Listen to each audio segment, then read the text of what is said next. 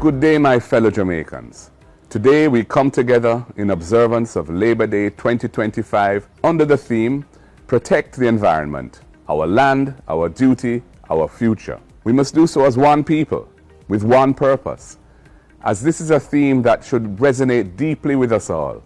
We know that this island on which we live, the rivers that flow through our valleys, the mountains that rise above our cities and towns, and the seas that surround us are not just beautiful scenery, they are our birthright, the foundation of our future, and our responsibility to protect and preserve for generations to come.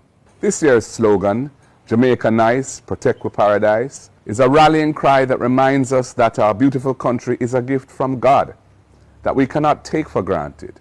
Labor Day is a time when we roll up our sleeves and come together as one nation in the spirit of service. This year, that spirit requires us to dedicate our efforts to protecting our natural environment, the very air we breathe, the forests, rivers, beaches, coral reefs and other marine ecosystems, the aquifers underground that collect and store our water resources, and the unique, precious biodiversity that is truly irreplaceable. Jamaica Nice, Protect with Paradise reminds us that our island is a national treasure and a global gem.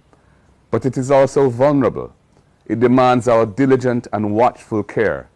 We each have a responsibility to preserve it so that it's not irretrievably lost, so that generations to come don't look back and say, we let them down. Labor Day has been a time of national unity where we work together for the betterment of our communities. Today, that call to action demands that we face the daunting realities of environmental degradation amidst an unfolding climate crisis. The climate crisis is not distant. It's not a speculative threat. It's becoming our lived reality. Changing weather patterns that produce more extreme rainfall, droughts, warming temperatures, flooding, and rising sea levels. They're already affecting our way of life, our economy, our health, and our food security. And while Jamaica's greenhouse gas emissions are relatively insignificant in global terms, we are among the most vulnerable to the effects of climate change that are being generated in this interconnected world. That is why we must demand that the world takes bold action for climate justice and for the survival and sustainability of particularly vulnerable islands like ours. We must recognize that climate justice has become a fundamental element of social justice. The poorest and most vulnerable in our society are often the hardest hit by the effects of environmental degradation. When communities lack proper drainage, when deforestation leads to landslides, when pollution fouls our water, it is those among us who are on the margins of survival who suffer first and suffer most.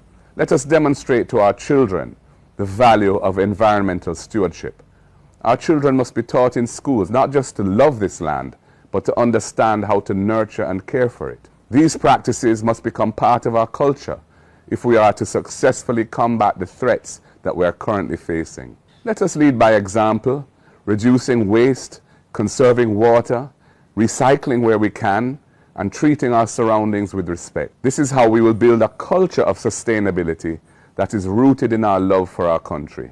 As leader of the opposition, I have consistently called for Jamaica's Environmental Protection Agency, NEPA, to be autonomous, robust, and independent, for stronger environmental policies and penalties for environmental offenses, for greater investment in renewable energy, including policies that use renewable energy in the strategy for regularizing those of us who are not lawful customers of the electricity provider, and for climate-resilient infrastructure.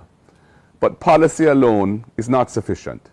We must act, not only in the interests of the environment, but to meet the demands of equity and fairness in our society. So today, as thousands of Jamaicans paint our schools, clean gullies, plant trees, restore playgrounds, and beautify public spaces across our country, I salute you. You are doing the work of nation building, work that improves the physical environment and uplifts the spirit of unity and purpose that is the foundation of Jamaica's greatness.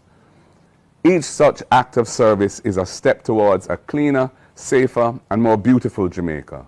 And in the end, we must remember this land is our home and our heritage. Only we can preserve its beauty, its bounty, and its balance.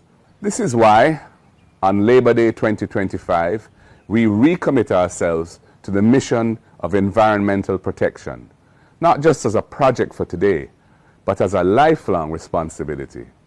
Jamaica nice, yes? Let us keep it that way. Protect our paradise, protect our land, secure our future. Walk good. May God bless and keep you, and may God bless Jamaica, land we love. Thank you.